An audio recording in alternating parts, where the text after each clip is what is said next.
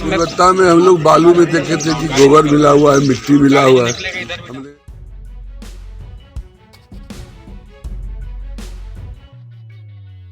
और जो भी दोषी होंगे उसके विरुद्ध कड़ी से कड़ी कार्रवाई मतलब उनके द्वारा कही गई है कि करवाई जाएगी।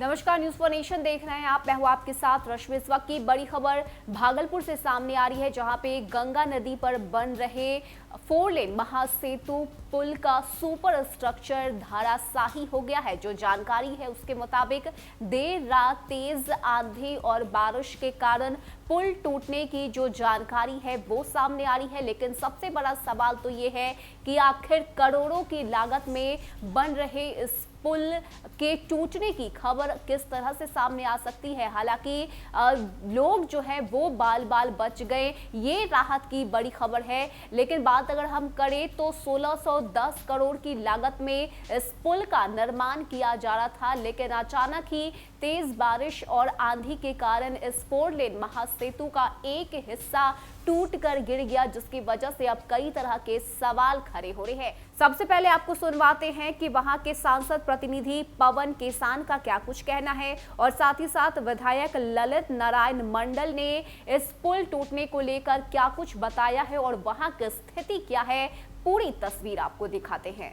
महोदय को यहाँ से मैंने सारी वस्तु स्थिति से अवगत कराया है और सांसद महोदय ने बहुत ही अफसोस व्यक्त किया है और साथ ही कहा है कि ये जांच का विषय है और जांच होने के बाद ही हकीकत पता चल पाएगी। इसकी जो है लापरवाही हुई है और जो भी दोषी होंगे उसके विरुद्ध कड़ी से कड़ी कार्रवाई मतलब उनके द्वारा कही गई है कि करवाई जाएगी। इसलिए लोग आश्वस्त रहें कि पुल जब तक पूर्ण रूप से मतलब अपनी गुणवत्ता से नहीं बनेगा तब तक इस पर परिचालन और निर्माण रुका रहेगा, और जब ये पूरी जांच हो जाने के बाद फिर से पुल का निर्माण होकर जल्द से जल्द जनता को समर्पित किया जाएगा, ऐसी आशा उन्होंने व्यक्त की है। और बहुत जल्द वो अपने से भी इस क्षेत्र में आकर के इस सारी बातों को अपने से देखेंगे और इस पर जिनसे भी बात करनी होगी आवश्यक बात करके आगे की कार्रवाई कराने के लिए निश्चित करेंगे। धन्यवाद। नाम पवन किसान।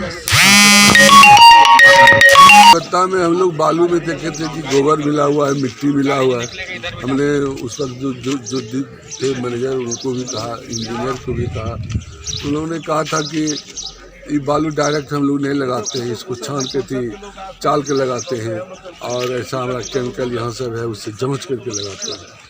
लेकिन अभी तोड़ के देखिएगा तो बीच बीच में मिट्टी आपको मिलेगा। तो जो टूटा हुआ है देखे थे बीच में मिट्टी मिला उनको। तो क्या लग रहा है सर, ये गुणवत्तापूर्ण कार्य नहीं है। और अभी हम क्या बोले हैं, एक्सपर्ट इसके अलग हैं, तो एक्सपर्ट आएंगे तो और विशेष अब तो पूरे पुल का जांच करवाएंगे हम लोग।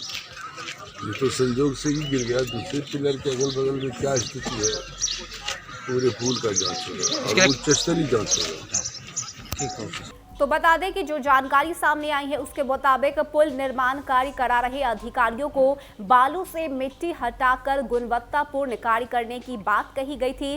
पुल निर्माण कार्य करा रहे अधिकारियों द्वारा बात नहीं मानने पर बालू में मिट्टी योग कराने पर पुल का स्ट्रक्चर गिर गया है। इसके बाद उच्च अधिकारियों से जांच की बात कही गई है। इसको लेकर मुख्यमंत्री नीतीश कुमार सहित जिला पदाधिकारी को जानकारी भी दे दी गई है और साथ ही साथ सांसद प्रतिनिधि पवन केसान ने भी ये जानकारी दी है कि अगुवानी पुल का स्ट्रेचर गिरने पर बांका सांसद गिरधारी यादव को भी सूचना दे दी गई है। लेकिन सबसे बड़ा सवाल तो ये उठता है कि आखिर करोड़ों से लागत में बन रहे इस पुल का इंफ्रास्ट्रक्चर किस प्रकार गिर सकता है। पहले ही गुणवत्ता के साथ इस पुल को बनाने की जो बात है वो कही गई, लेकिन इसके बावजूद बड़ी गड़बड़ी सामने आई है, जिसके बाद जो जानकारी है वो मुख्यमंत्री नीतीश कुमार को दे दी गई है ताकि इस पर जो जांच पड़ताल है वो की जा सके और जो सही दोषी है उस पर कार्रवाई भी की जा सके। क्योंकि बात करें